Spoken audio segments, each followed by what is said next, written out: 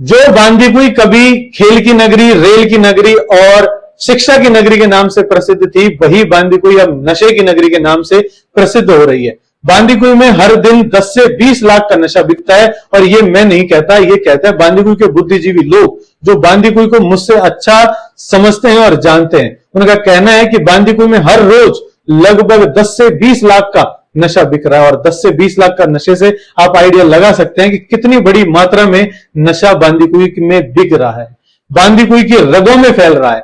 बांदीकुई के 15 से 25 साल के बच्चे, लड़के शिकार हो रहे हैं, और पहले तो सिर्फ पुरुष ही नशा बेचते थे, अब महिलाएं भी पीछे नहीं है। बांदीकुई के रेलवे स्टेशन पर, सब्जी मंडी में, पंचायत समिति भवन के आसपास, राजेश परेड कॉलेज के आसपास और पुलिस स्टेशन के पीछे की जो कॉलोनी है, उनमें महिलाएं भी नशा बेच रही हैं।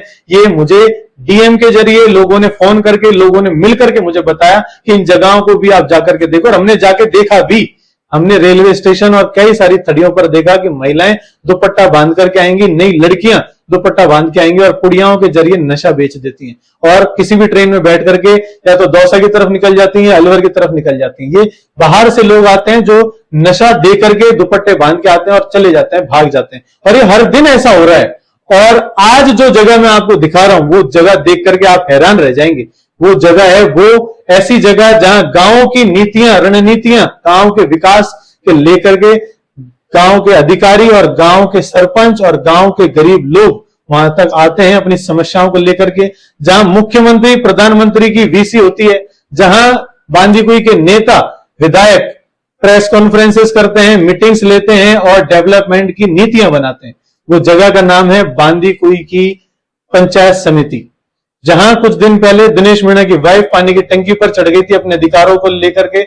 उसी दिन हमको किसी ने उस जगह को दिखाया और हम देख करके हैरान रह गए। बांदीकुई पंचायत समिति की बिल्डिंग के जस्ट बगल में, उसी भवन के प्रांगण में बगल में एक छोटी सी बिल्डिंग है, या तो क्वार्टर है या वो पुराना पंचायत समिति भवन है, जिसके अंदर 3 से 4 कमरे हैं, और साइड की खिड़की टूटी हुई है और एक साइड की दीवार टूटी है, जिसके जरिए नशा करने वाले और बेचने वाले अंदर घुसते हैं और नशा करके कुछ देर वहीं पड़े रहते हैं बेसुध, और फिर निकल के अपने अपने जगहों पर चले जाते हैं। आप देख रहे होंगे कि इस वीडियो में भी मैंने दिखाया है कि किस तरीके से इंजेक्शंस पड़ी हुई हैं।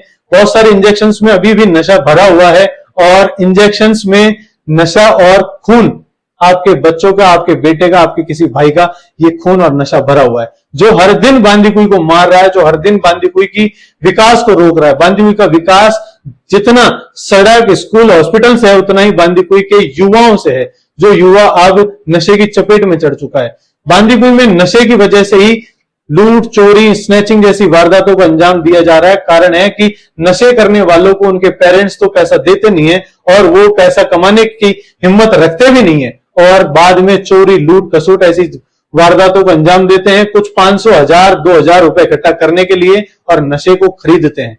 कहा यह जाता है कि नशा इंजेक्शन के द्वारा ऐसी जगह पर किया जाता है जहां सन्नाटा हो और हवा का ज्यादा बहाव ना हो, ताकि वो नशा करने के बाद में बेसुध होकर के कुछ देर वहां पड़ा रहे। वहां हमने स्टील की प्लेटें भी देखी, जिनमें लाइटर से गर्म करते हैं नशे को और फिर इंजेक्शन के जरिए लिया जाता है। ये हमें उन लोगों ने बताया जिन लोगों ने पहले कभी नशा किया था और आज नशे को छोड़ दिया है। कारण था कि उस वक्त नशा मुक्ति अभियान बहुत तेजी से चलता था, और आज बांदीकुई में नशा मुक्ति अभियान चल ही नहीं रहा है। वो अधिकारी, वो लोग पता नहीं कहां सोए हुए हैं, जो नशे को लेकर के चिंता जाहिर करते थे और नशा मुक्ति अभियान के जरिए बहुत सारे लोगों को नशे से निकालते थे। अब नशा इस कदर बढ़ चुका है कि नशा आपके गांव में, आपके घर के बाहर खड़ा है। आपको सिर्फ बाहर आना है और नशा आपके घर के अंदर होगा, और कोई आपका भाई, कोई आपका चाचा, आपके पिताजी ये नशे के आदी हो रहे हैं दिन प्रतिदिन। बांदीकुई में नशे की हालत इस तरह से बिगड़ती जा रही है कि बांदीकुई के कॉलेज, हॉस्पिटल, पंचायत समिति, पुलिस स्टेशन के आसपास का एरिया भी सुरक्षित नहीं है। किसी ने बताया कि राजेश परेड कॉलेज के आसपास के एरिया में नशा सबसे ज्यादा बेचा जाता है, बसवा रोड पर सबसे ज्यादा नशा बिकता है।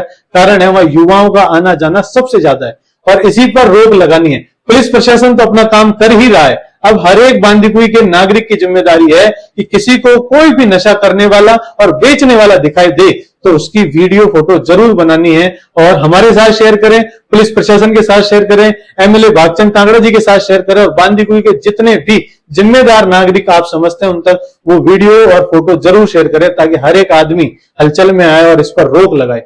पुलिस प्रशासन हर दिन 2 ग्राम, 5 ग्राम, 10 ग्राम स्मैक और नशीले पदार्थ पकड़ रही है, लेकिन अभी बड़े मगरमच्छों तक पुलिस नहीं पहुंच पाई है। और जिस दिन बड़े मगरमच्छ पकड़ में आएंगे उस दिन पूर्ण विराम लग जाएगा बांदीकुई के नशे को। मैं रिक्वेस्ट करूंगा राजस्थान सरकार से भी कि राजस्थान सरकार इस पर बड़ा एक्शन ले और बड़ी मुहिम छेड़े, एक्शन प्लान बनाए और इन नशा बेचने वालों को जल्द से जल्द पकड़े, ताकि राजस्थान और भारत का भविष्य बर्बाद होने से बच जाए। कोटा में भी यही हाल हुआ था कि पढ़ने वाले लड़के और लड़कियां नशा इस कदर करने लगे थे कि जब उनको नशा नहीं मिलने लगा तो उन्होंने चोरी और सुसाइड जैसी हरकतों को अंजाम देना शुरू किया। और बांदीकुई भी अब उसी कदर आगे बढ़ता जा रहा है कि अगर नशा नहीं मिलेगा तो लड़के सुसाइड करेंगे या चोरी करेंगे। और इन चीजों को रोकने के लिए हमें सबसे पहले नशे को रोकना होगा, तभी बांदीकुई का सही मायने में विकास होगा। अब आपकी जिम्मेदारी है हमारी आवाज को ताकत देना और नशे पर विराम लगाने के लिए लड़ना। नशे के विरुद्ध अभियान छेड़ो और नशे पर एक्शन लो। जय हिंद, जय भारत।